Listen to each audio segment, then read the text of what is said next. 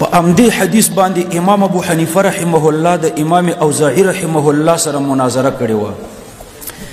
امام اوزاعي د امام ابو حنیفه رحمه الله نه په عمر کې مشر او مجتهد د فلسطینو، نو دواړه د مکې مکرمې په دارالحناطین کې سره مخامخ شو، یعنی د غلې په منډۍ کې سره یو ځای شو. د دواړو په مابین کې د رفع الیدین مسأله د بحث لاندې راغله.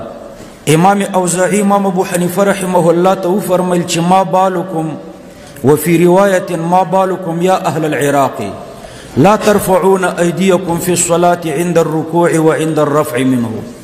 ای عراقیانو څه وجه ده چې تاسو رکوع ته د تللو او د رکوع نه د راوچتېدلو په وخت کې رفع الیدین نه کوئ؟ امام ابو حنیفه رحمه الله ورته جواب ورکړو لأجل أنه لم يصح عن رسول الله صلى الله عليه وسلم فيه شيء. د دې وجه نه موږ د رکوع نه مخکې او د رکوع نه وروسته رفع الیدین نه کوو چې په دې باره کې د رسول الله صلی الله علیه وسلم نه کوم صحیح حدیث نه دی روایت شوی. خلک اعتراض کوي چې دلته خو مطلقاً د دې نه پکې انکار راغی چې په دې باره کې بالکل صحیح حدیث نشته، او موږ خو دا منو که نه چې د ټولو انتقالات سره د رفع الیدین په باره کې د ثبوت حدیث شته، د رکوع وي که د سجدې وي. امام صاحب څنګه وایي چې لأنه لم يصح عن رسول الله صلی الله علیه وسلم شیء. جواب دا دی چې د امام صاحب د دې جملې درې معناګانې دي. یو معنی دا ده چې خالیا عن المعارض، داسې حدیث پکې نشته چې غیر متعارض وي. ټیک دا حدیث به وي خو ټول متعارض دي. دویم دا دی چې یو د صحیح تعریف د متأخرینو دی او یو د تابعینو د صحابو دی. د تابعینو د صحابو په زمانه کې سندونه اوږده نه وو، نو هلته د حدیث صحت او ضعف به په اعتبار د سند سره نه وو.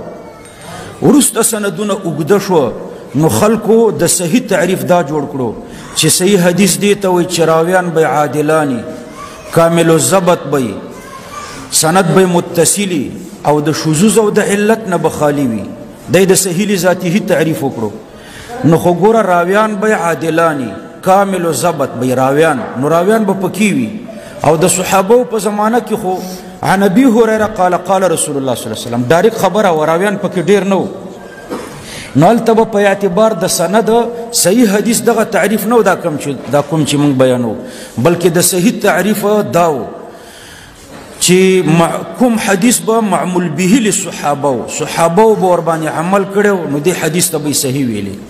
او چې صحابه به ورباندې عمل نه کړی، نو دا حدیث به متروک او منسوخ او کمزور و. نو د امام ابو حنیفه رحمه الله مقصد دا دی چې داسې حدیث د رفع الیدین په باب کې نشته چې صحابه خصوصا خلفای اربعه ورباندې عمل کړی وي، ابو بکر، عمر، عثمان، علی رضی الله عنهم، داسې حدیث ورکې نشته. پوه شوئ؟ نو دویمه توجیه دا شوه.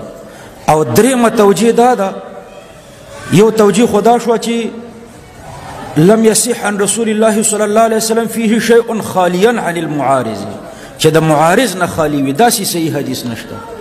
او دویم ما درته ویلي چې د صحیح حدیث تعریف د امام صاحب په زمانه کې دغه نه و چې کوم اوس دی. هلته خو راویان د حدیث په سند کې زیات نه و، نو هلته به صحیح حدیث هغې ته ویلی کېدو چې صحابو به ورباندې عمل کړی، او چې صحابو به ورباندې عمل نه و کړی، نو هغې ته به صحیح حدیث نه ویلی کېدو. او د رفع الیدین په احادیثو صحابو عمل نه و کړی، ځکه دا د صحابو په نیز منسوخ او متروک و. ترمذي کې تاسو وایئ که نه چې ترک د رفع الیدین چې دی دا مذهب د غیر واحد من اصحاب النبی صلی الله علیه وسلم، دا د بشماره صحابو طریقه وه چې هغوی به ترک د رفع الیدین کول. د دې په اورېدلو سره امام اوزاعي ورته وفرمیل چې کیف لا یصحو، څرنګه صحیح حدیث نشته. زه درته حدیث پیش کوم خالی به وي د معارض نه. ګوره امام اوزاعي ورته فرمایي، امام اوزاعي دی دویم حدثني الزهري، ما ته وی زهري حدیث بیان کړی دی، عن سالم، هغه د سالم نه روایت کړی دی، دا د عبدالله ابن عمر رضی الله عنه زوی دی. عن ابيه، هغه د عبدالله ابن عمر صاحب نه روایت کړی دی. څلورم استاد صحابي شو. امام اوزاعي دی فرمای حدثني الزهري عن سالم عن أبيه عبد الله بن عمر رضي الله عنه يدي عن رسول الله صلى الله عليه وسلم أنه كان يرفع يديه إذا افتتح الصلاة وعند الركوع وعند الرفع منه. چې رسول الله صلی الله علیه وسلم به د اول تکبیر سره هم رفع الیدین کول او رکوع ته د تللو په وخت کې به هم رفع الیدین کول او د رکوع نه د اوچتېدلو په وخت کې به هم رفع الیدین کول. نو دا خو حدیث پکې شته. امام ابو حنیفه رحمه الله ورته معارض حدیث پیش کړو، د دې په مقابله کې ورته بل حدیث پیش کړو. هغه ورته فرمایي حدثنا حماد عن ابراهیم عن علقمة والأسود عن عبد الله بن مسعود أن رسول الله صلى الله عليه وسلم كان لا يرفع يديه إلا عند افتتاح الصلاة ولا يعود لشيء من ذلك. سو مستازی صحابی شو پنزم امام ابو حنیفه ده ابراهیم عن حماد. امام ابو حنیفه فرمای حدثنا حماد دویم نمبر حماد ده عن ابراهیم دریم نمبر کی ابراهیم ده عن علقمة والاسود څلورم نمبر کی علقمه و اسود ده پنځم نمبر کی عبدالله ابن مسعود رضی الله عنه ده عن عبد الله ابن مسعود پنځم استاد صحابی ده. د امام اوزاعی څوم استاد صحابی څلورم هغه ویلو امام اوزاعی شو حدثني الزهري عن سالم عن أبيه هغه څلورم او د پنځم استاد صحابي شو. دی ورته امام ابو حنیفه حدثنا حماد عن ابراهيم عن علقمة والاسود عن عبد الله بن مسعود رضي الله عنه ان رسول الله صلى الله عليه وسلم كان لا يرفع يديه. رسول الله صلى الله عليه وسلم بلا سنه نو چتول رفع اليدين بينکولو الا عند افتتاح الصلاه مگر یوازې د تکبیر تحریمه په ټیم کې ولا يعود لشيء من ذلك او بیا به نه کول په ټول مانځ کې به بیا رفع الیدین نه کول. امام اوزاعی رحمه الله ورته فرمایل احدثك عن الزهري عن سالم عن ابيه یعنی زما سند خو عالی ده زه درته وایم عن الزهري عن سالم عن ابيه نو زما څلورم استاد صحابي ده او ترى توي وتقول حدثني حماد عن ابراهيم عن علقمة والاسود عن عبد الله بن مسعود نستخو پنځم استاد صحابي ده.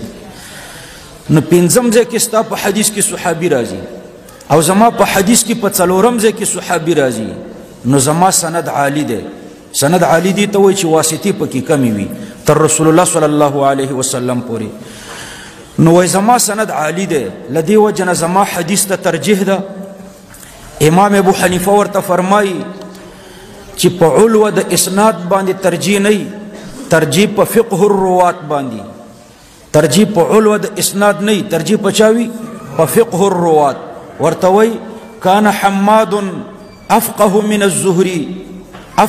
الزهري كان حماد د امام اوزاعي استاد سوکو زهري د امام اوزاعي او د امام سیب استاد سوک ده حماد وای زما استاد استاد نافقه ده ډیر افقه ده.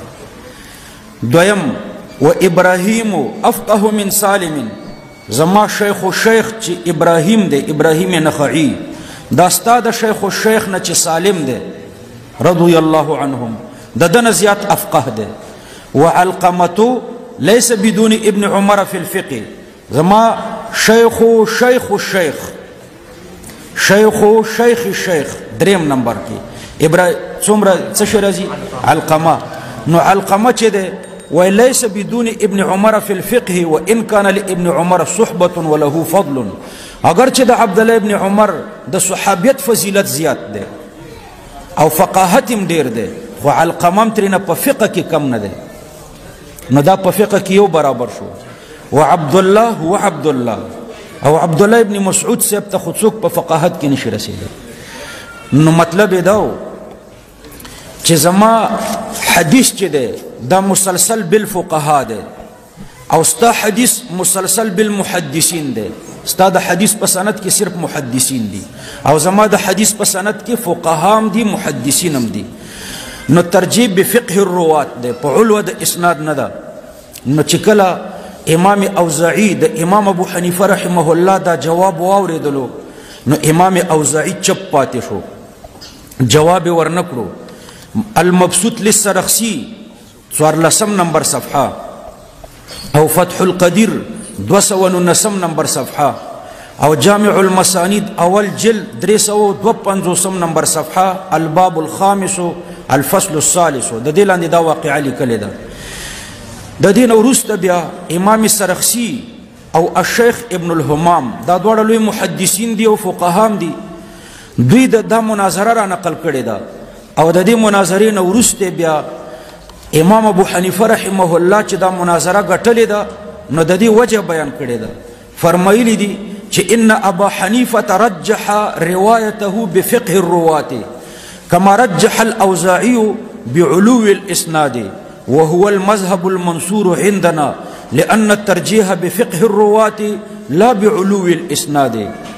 ابن الهمام او امام سرخسی وی چې امام ابو حنیفه رحمه الله چې د امام اوزاعی رحمه الله توجه د دې خبرې طرف ته راواړوله چې د محدث او د فقيه په مابین کې د فرق لحاظ وساته، ځکه چې محدث صرف اوریدلی احادیث را نقلی، صحیح وي که ضعیف وي، ناسخی که منسوخی، دې ته نه ګوري، خو اوریدلی احادیث را نقلی.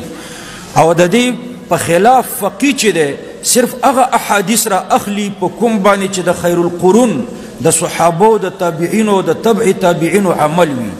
او دا خبره چې الترجیح بفقه الروات لا بعلو الاسناد دا قانون خو مزده کړو، دا یوه جمله ده. دا یوازې د امام ابو حنیفه رحمه الله اصل نه دی، بلکې دا اصل نور محدثینو هم ذکر کړی دی چې ترجیح په اعتبار د فقه د فقاهت د راویانو سره، ترجیح په علو د اسناد سره نه ده.